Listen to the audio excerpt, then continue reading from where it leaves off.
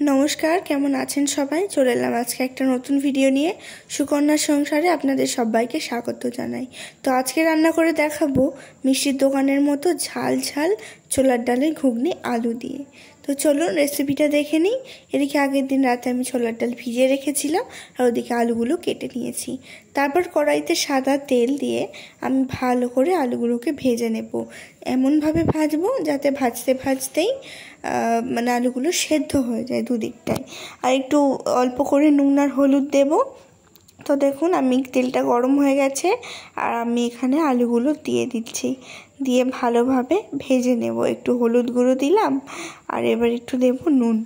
তো দিয়ে আমি ভালো করে ভাজবো। এই যে নুন দিয়ে দিলাম, দিয়ে ভালো করে এপিট ওপিট করে চাপা দিয়ে আমি ভালো করে ভেজে নেব এটা।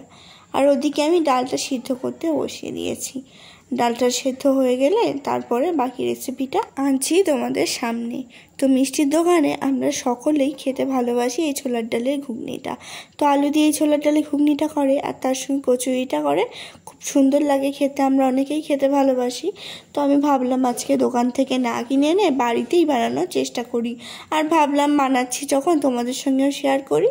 আর এদিকে দেখো একটুখানি আদা নিয়েছি, আর এদিকে দুটো পেঁয়াজ নিয়েছি। তো পেঁয়াজটা আমি ভালো করে কেটে নেব, আর আদাটা কুড়ে নিচ্ছি। বাটলে মানে একই ব্যাপার হয়, কিন্তু কুড়লে এই মানে টেস্টটা পাওয়া যায়। মাঝে মাঝে মুখের মধ্যে পড়ে আদাটা। তো এইভাবেই করছি। এটির মধ্যে কিন্তু রসুন দেবো না। তোমরা চাইলে রসুনটা একটু থেতো করে দিতে পারো, তাতে টেস্ট ভালো হয়। তো এদিকে আমি ভালো করে আলুটা ভেজে নিয়েছি, আর এদিকে দেখো ডালটাও সেদ্ধ হয়ে গেছে। তো দেখো ডালটা আমি বেশি করিনি, মানে বেশি সেদ্ধ করিনি, আবার বেশি শক্ত শক্তও না। তো আলুটা ভেজে তুলে নিয়েছি। তারপর তেলের মধ্যে শুকনো লঙ্কা আর একটু পাঁচফোড়ন দিলাম, এতে একটু অল্প করে জিরেও মিশিয়ে নিয়েছি। তো দিয়ে তারপরে আমি কুচনো পেঁয়াজগুলো ভেজে নিচ্ছি, ভালোভাবে ভেজে নেব। সব পেঁয়াজগুলো দিয়ে দিয়েছি। তো দিয়ে ভালোভাবে আমি ভেজে নেব। তারপর দেখাচ্ছি এর মধ্যে কি কি মশলা দিলাম। আর এর মধ্যে দিয়ে দিলাম আদা কোড়াটা। তো খুব সামান্য উপকরণেই এটা তোমরা বাড়িতে বানাতে পারো, খুব সুন্দর খেতে লাগবে। এর সঙ্গে রুটি, লুচি, মুড়ি, পরোটা সব এর সঙ্গে তোমরা এটা খেতে পারবে। তো দেখো আমি আদাটা দিয়েও ভালোভাবে ভেজে নিয়েছি। তো এই রান্না করার সময় অনেক সময় গায়েতে আদাটা ছেটকায়। তো তার জন্য কি করবে, একটু হলুদ গুঁড়ো দিয়ে নেবে, তাহলে দেখবে আর গায়ের মধ্যে সেই আদাটা ছেটকায় না, বা কড়াতেও লেগে যায় না। আর তারপর ধনে জিরে গুঁড়ো, হলুদ গুঁড়ো, কাশ্মীরি লঙ্কা গুঁড়ো সব কিছু দিয়ে আমি ভালো করে মিশিয়ে নিচ্ছি, মানে ভালোভাবে কষিয়ে নেব। আর যতক্ষণ না কষানোর সাথে সাথে তেল ছাড়ে আমি কিন্তু ডালটা দিচ্ছি না। তো তেলটা ভালোভাবে ছেড়ে যাক। তো তোমরা বুঝতেই পারছো, এই দেখো তেলটা কিন্তু আস্তে আস্তে ছাড়তে শুরু করেছে। এরপর আমি সেদ্ধ করা ডাল আর ভেজে রাখা আলু দুটো একসঙ্গে দিয়ে দেবো কড়াইয়ের মধ্যে। আর তার আগে দিয়েছি একটু অল্প করে চিনি। আর যেহেতু আমি এর মধ্যে টমেটো ব্যবহার করিনি, একটু সস দিয়েছি।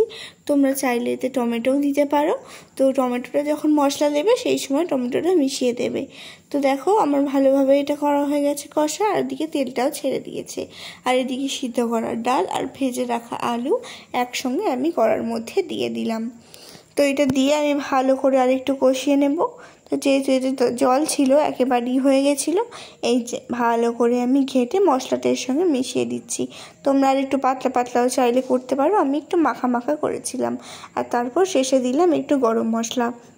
তো দেখো ডালটা এখন ফুটে গেছে, ভালোভাবে হয়েই এসছে। আমি এবার নামিয়ে নেব। তো খুব সুন্দর দেখতে হয়েছে, আর খেতেও কিন্তু জাস্ট ফাটাফাটি হয়েছিল।